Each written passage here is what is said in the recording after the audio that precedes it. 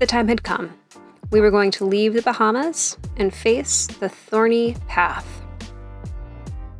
The Thorny Path is a stretch of water between the Bahamas and the Caribbean.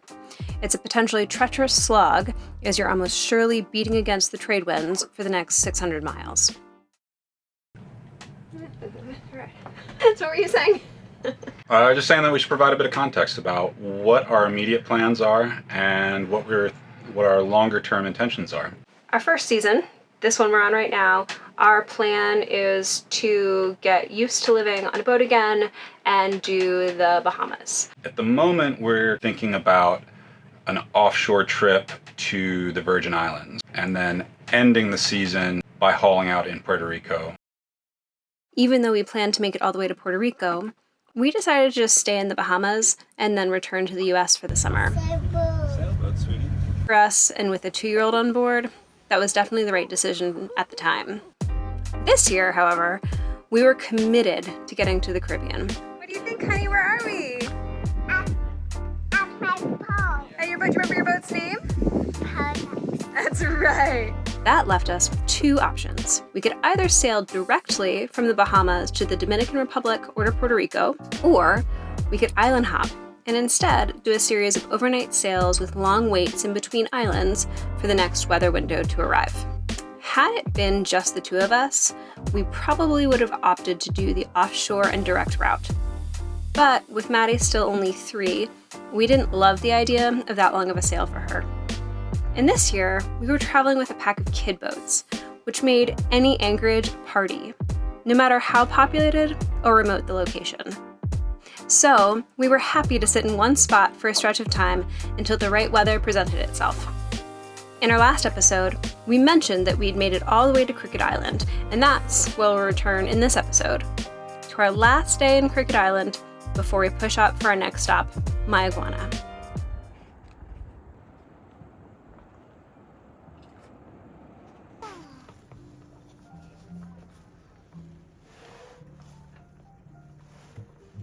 So we're all feeling a little bit tired this morning.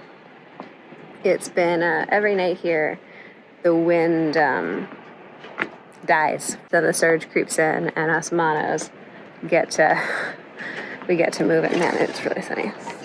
We're headed off today, though. We're gonna leave Crooked Island, head up to Mayaguana for a couple of days, take advantage of a sort of a 24-hour window. We're gonna leave tonight and sail overnight. Then hopefully in just a few days, we'll get another window and we can get to Turks and Caicos. So the Thorny Path continues. Maddie and I went off to get a few last provisions in town, and then we set sail.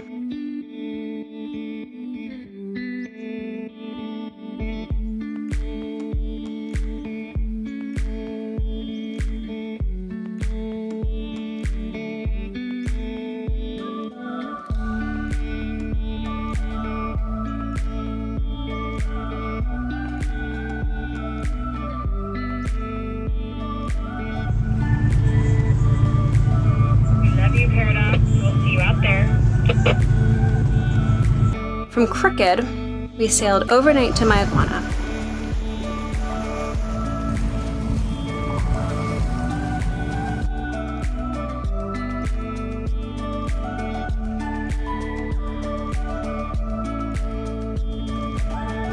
All right, we have made it to Mayaguana. Super easy overnight passage.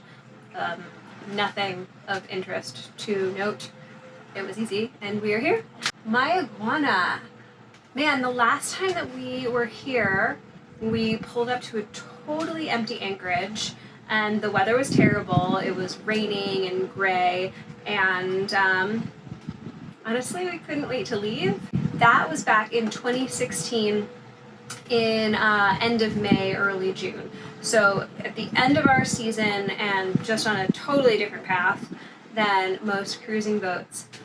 This year, when we pulled in, this anchorage is packed. It's the beginning of February, and I think boats are just in the middle of their migration. Some are coming north from the Caribbean, and most are coming from the Bahamas south. And these windows are just few and far between, so when there's one to move, everybody in an area moves. So there's, I don't know, at least 15 boats in the anchorage today. We just got invited tonight to a fish dinner. It's cool to be part of this flock of boats, some of whom we know, others who we don't, who are all heading south and get to share some delicious dinner. Mayaguana is an out island. It's either your last stop leaving the Bahamas or your first stop upon entering it.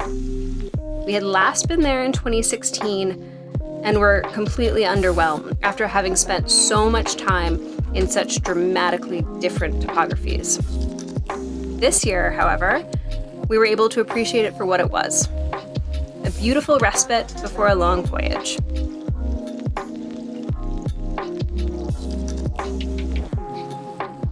Where we would get to continue to be with our friends and got a chance to see flamingos out in the wild. That way we can approach them as quietly and calmly as possible and hopefully not scare them. I will. And we can even hide down in the bottom of the dinghy where they won't see us. All right, you ready to float down on some flamingos? Yeah. Okay. Waving around out there. I flamingo.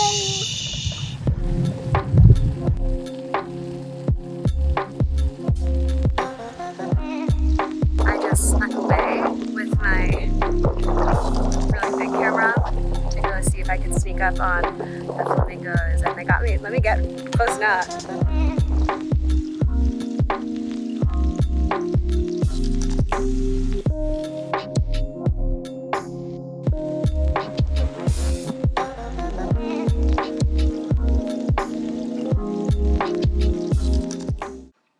We only had to spend 2 days in Mayaguana before the weather opened for us to make the passage to the Turks and Caicos.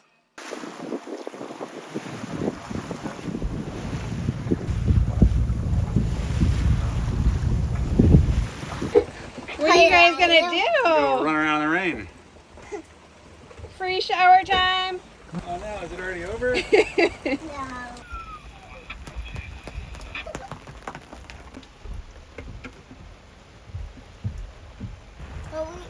We were having fun in the rain.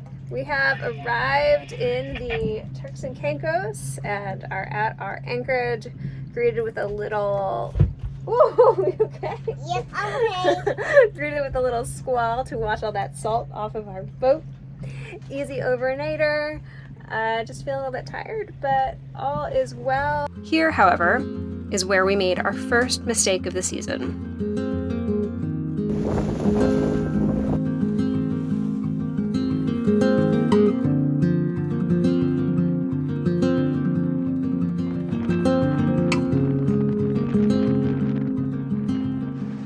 Alright, we're on the move again. We didn't stay too long on our first anchorage, and we are staging to head to the Dominican Republic in a few days. So we're crossing all the way south to South Caicos today.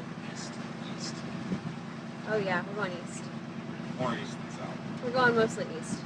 We're going east today to South Caicos, where we're gonna anchor for a few days. Then in a few days, we're gonna do the next big hop to the DR. Today is gonna be a 10 to 12 hour slog into the wind and the waves, but shouldn't be too bad.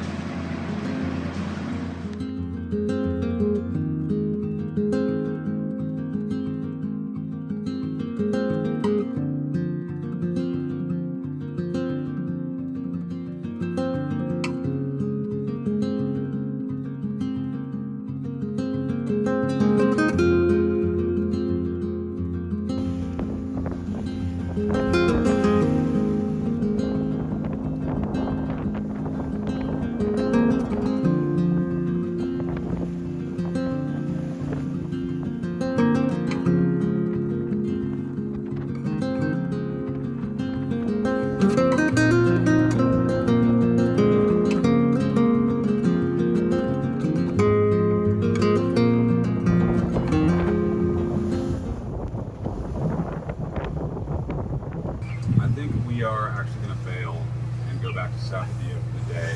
I really didn't fully think through this shallow section coming up in 10 miles or so, and with these waves we're bucking down up and down a fair bit. It makes might go back to Sapphire, regroup, and then consider taking a deeper route tomorrow, leaving earlier, or maybe Saturday when things settle out. That doesn't sound fun either, in the 20 knots of wind that are going to be blowing on. No, there's no great choices at the moment for our 6-foot draft. You said you were going to go back and chill out until Sunday. Maybe tempted to join you. What does that mean? Yeah, we go across this. That's when it's actually calm and like a good weather window. I do not want to be responsible for your decisions here, but yeah, I mean, we're going to turn around right now, and then we'll make a decision about how we're going to play this in the longer term a little later this morning. So I guess we're not the only ones thinking that this is. Yeah, I don't know if you can capture it on film, but I'm seeing a lot of anti-foul paint on the bottom of these catamarans as they come flying out of the waves. But anyway, we're just wasting time at this point, so I'm going to turn the boat around. We'll have a comfortable downwind ride back to Sapphire where we can lick our wounds. So I'm trying to think back to the last time we aborted a sail, and I don't think we've done it on this boat. I think every time we've gone, we've just gone. For the most part, we picked good weather, but yeah, for the most part, we picked good weather. The last time I can remember was Dominica.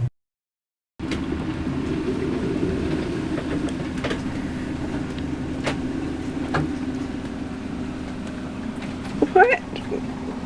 What's going on, babe? Things are leaking. Windy. We've had great weather for at least 3 weeks, 2 weeks now. But it had to end, and we knew the weather was going to be changing. It was forecast to be around midday today that it would go from this sort of pristine light trade wind conditions to this sort of stormy northeasterly stuff. And we need to get to Guadalupe. We're in Dominica right now, so we decided we'd get up at 4:30 in the morning and start driving the boat to Point Pete. But we were getting pounded as soon as we were outside of the Prince Rupert Bay, and decided it was not worth it, even though it was the end of our weather window.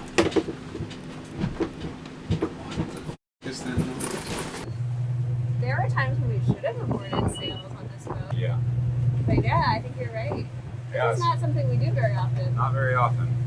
And I don't think that's through stubbornness. More so, we're just like usually pretty conservative, and we don't just say like, you know, wind be damned, let's go. But today we kind of were like 20 knots on the nose, whatever. We're trying to get staged because potentially this could mean we miss our weather window to win again. Hopefully not. Hopefully we find a way to still get staged and take advantage of it. But you know, it's definitely a risk by not making this. But at the same rate, we're out here trying to make this a relatively thornless path to the Caribbean. If that ends up meaning sitting here a little bit longer, you know, whatever. Let's enjoy the Turks and Caicos. We haven't even been on land yet. It's so hard though, like once you commit to going and you've got that forward momentum, it's really hard to turn around. Oh yeah. But I think it's a good lesson that like you can always, maybe not always, but you can usually turn around and that's okay. Yeah. It's extra hard when you're with friends who have 4-foot drafts and don't have to concern themselves with this. It's uncomfortable for them, but they don't have to worry about running aground. But, you know, I think that's like probably the prime, like should be a buddy boat, hard and fast rule is you just got to make your own decisions regardless of what your friends are doing. And you can't get complacent on that. So another day in Sapphire Bay. Another day in Sapphire. Lesson learned? We limped back to the anchorage and spent the rest of our time in the Turks going over to the marina, where all of our other friends had wisely chosen to keep their boats.